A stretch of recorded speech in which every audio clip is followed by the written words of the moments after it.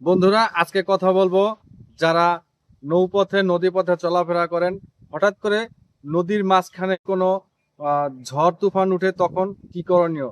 তো চলুন শুরু করা যাক।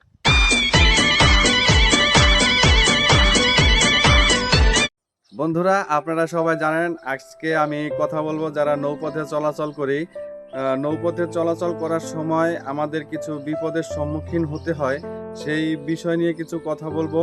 যেহেতু নৌপথ নিয়ে কথা বলবো, সেই নৌপথের সর্বপ্রথম যে বাহন, সেই বাহন হচ্ছে আমাদের জাহাজ অথবা লঞ্চ। তো লঞ্চে আমরা যে সমস্ত জায়গায় যাতায়াত করতে পারি সেগুলো হচ্ছে যেমন চাঁদপুর, বরিশাল, বরগুনা, ভোলা, পটুয়াখালী, এইসব রুটে আমরা চলাচল করি নৌপথে। আর সেই নৌপথের সর্বপ্রথম মাধ্যম হচ্ছে জাহাজ। তো আমরা জাহাজে বসে অনেক সময় কোনো বিপদের সম্মুখীন হয়ে পড়ি, ঘূর্ণিঝড়ের সম্মুখীন হয়ে পড়ি। তো যেহেতু এখন বৈশাখ মাস, বেশি বেশি ঘূর্ণিঝড় হওয়ার একটা আশঙ্কা আছে। তো যখন আমাদের জাহাজে বসে ঘূর্ণিঝড়ের কবলে পড়ব, তখন আমরা কি করব? আমি চারটা বিষয় নিয়ে আমি কথা বলবো। সেই চারটা বিষয় যদি আমরা ঠিকমতো ফলো করতে পারি, তাহলে আমরা অনেকটাই বিপদের হাত থেকে মুক্তি পেতে পারি।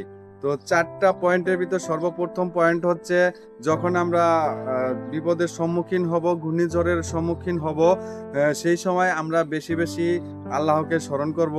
তাহলে আমরা আল্লাহর ইচ্ছায় অনেকটাই বিপদের আশঙ্কা থেকে মুক্তি পেতে পারি।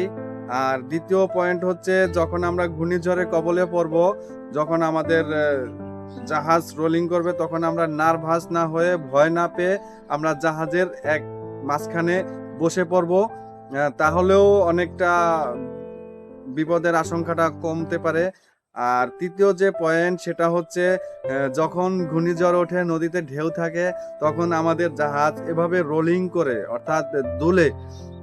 সেই দোলার সময় আমরা অনেকটা আতঙ্কিত হয়ে যাই। তো আতঙ্কিত হয়ে আমরা যখন এদিকে দুলে তখন আমরা এদিকে চলে যাই, যখন এদিকে দুলে তখন আমরা এদিকে চলে যাই। তখন এই দৌড়দৌড়ির কারণে অনেকটাই বিপদের আশঙ্কাটা বেশি থাকে।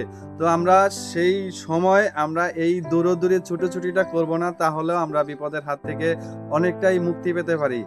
আর সর্বশেষ 4 নাম্বার পয়েন্ট যেটা, সেটা হচ্ছে আমরা সবাই জানি যে আমরা যে জাহাজে চলাচল করি, যে লঞ্চটা থাকে, সেই লঞ্চের দুই সাইডে পর্দা টানানো থাকে। তো যখন ঘূর্ণিঝড় হয়, তখন ওই পর্দাগুলি আমরা উঠিয়ে দেব, যাতে যে ঘূর্ণিঝড়ের সময় যে বাতাসটা বয়, সেই বাতাস যাতে এই সাইড দিয়ে ঢুকে এই সাইড দিয়ে বের হয়ে যেতে পারে। আর সেই জন্য আমরা ওই পর্দাটা উঠিয়ে দেব। তাহলেও দেখা যাচ্ছে যে অনেকটাই বিপদের হাত থেকে আমরা রক্ষা পেতে পারি। এই চারটা বিষয়ে যদি আমরা ঠিকমতো ফলো করতে পারি, তাহলে আমাদের বিপদের আশঙ্কাটা খুবই কম থাকবে। তো আজকে এই পর্যন্তই। সবাই ভালো থাকবেন। আল্লাহ হাফেজ।